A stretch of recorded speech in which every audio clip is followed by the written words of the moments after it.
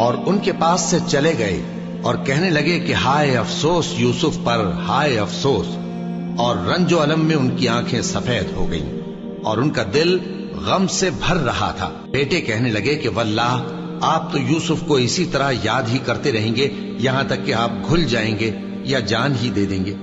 انہوں نے کہا کہ میں تو اپنے غم و اندوہ کا اظہار اللہ سے کرتا ہوں اور اللہ کی طرف سے وہ باتیں جانتا ہوں جو تم نہیں جانتے۔ اے بیٹو، یوں کرو کہ ایک دفعہ پھر جاؤ اور یوسف اور اس کے بھائی کو تلاش کرو، اور اللہ کی رحمت سے نا امید نہ ہونا کہ اللہ کی رحمت سے تو کافر لوگ ہی نا امید ہوا کرتے ہیں۔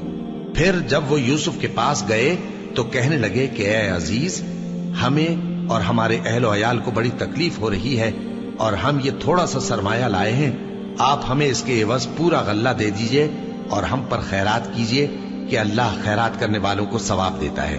یوسف نے کہا تمہیں معلوم ہے کہ جب تم نادانی میں پھنسے ہوئے تھے تو تم نے یوسف اور اس کے بھائی کے ساتھ کیا کیا تھا؟ وہ بولے کیا واقعی تم ہی یوسف ہو؟ انہوں نے کہا ہاں میں یوسف ہوں، اور بن یامین کی طرف اشارہ کر کے کہنے لگے یہ میرا بھائی ہے، اللہ نے ہم پر بڑا احسان کیا ہے۔ جو شخص اللہ سے ڈرتا اور صبر کرتا ہے تو اللہ نیکوکاروں کا اجر ضائع نہیں کرتا۔ وہ بولے اللہ کی قسم، اللہ نے تم کو ہم پر فضیلت بخشی ہے اور بے شک ہم خطاکار تھے۔ یوسف نے کہا کہ آج کے دن تم پر کوئی ملامت نہیں، اللہ تم کو معاف کرے اور وہ سب سے بڑھ کر رحم کرنے والا ہے۔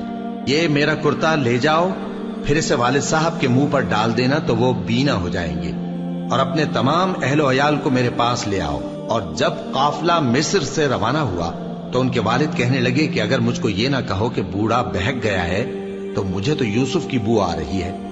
وہ بولے کہ واللہ آپ اسی قدیم غلطی میں مبتلا ہیں۔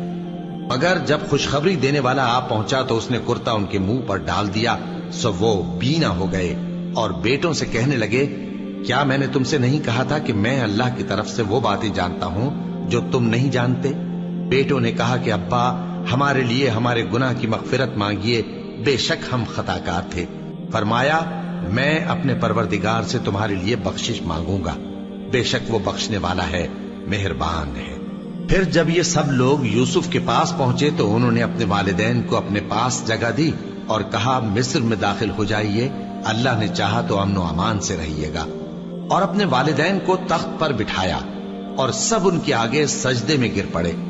اور اس وقت یوسف نے کہا ابا جان، یہ میرے اس خواب کی تعبیر ہے جو میں نے پہلے بچپن میں دیکھا تھا۔ میرے پروردگار نے اسے سچ کر دیا اور اس نے مجھ پر بہت سے احسان کیے ہیں کہ مجھ کو قید خانے سے نکالا، اور اس کے بعد کہ شیطان نے مجھ میں اور میرے بھائیوں میں فساد ڈال دیا تھا آپ کو گاؤں سے یہاں لایا۔ بے شک میرا پروردگار جو چاہتا ہے تدبیر سے کرتا ہے، وہ علم والا ہے، حکمت والا ہے۔ جب یہ سب باتیں ہو لیں تو یوسف نے اللہ سے دعا کی کہ اے میرے پروردگار، تو نے مجھ کو حکومت سے نوازا اور خوابوں کی تعبیر کا علم بخشا۔ اے آسمانوں اور زمین کے پیدا کرنے والے، تو ہی دنیا اور آخرت میں میرا کارساز ہے۔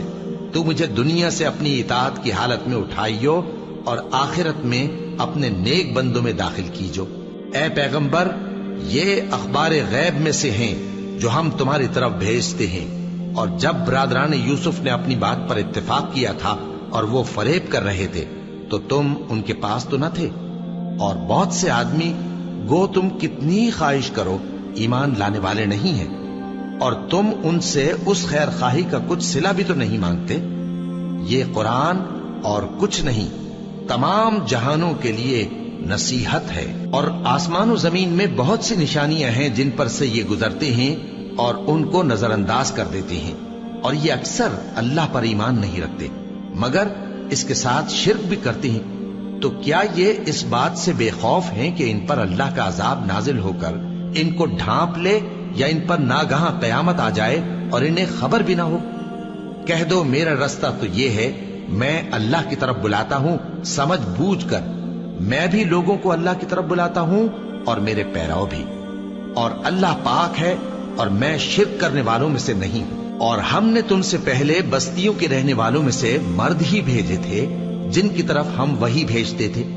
کیا ان لوگوں نے ملک میں سیر و سیاحت نہیں کی کہ دیکھ لیتے کہ جو لوگ ان سے پہلے تھے ان کا انجام کیا ہوا؟ اور متقیوں کے لیے آخرت کا گھر بہت اچھا ہے۔ کیا تم سمجھتے نہیں؟ یہاں تک کہ جب پیغمبر نا امید ہو گئے اور انہوں نے خیال کیا کہ اپنی نصرت کے بارے میں جو بات انہوں نے کہی تھی اس میں وہ سچے نہ نکلے، تو ان کے پاس ہماری مدد آ پہنچی۔ پھر جسے ہم نے چاہا بچا دیا، اور ہمارا عذاب اتر کر گناہگار لوگوں سے پھیرا نہیں کرتا۔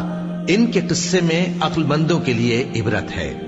یہ قرآن ایسی بات نہیں ہے جو اپنے دل سے بنائی گئی ہو، بلکہ جو کتابیں اس سے پہلے نازل ہوئی ہیں ان کی تصدیق کرنے والا ہے اور ہر چیز کی تفصیل کرنے والا، اور مومنوں کے لیے ہدایت اور رحمت ہے۔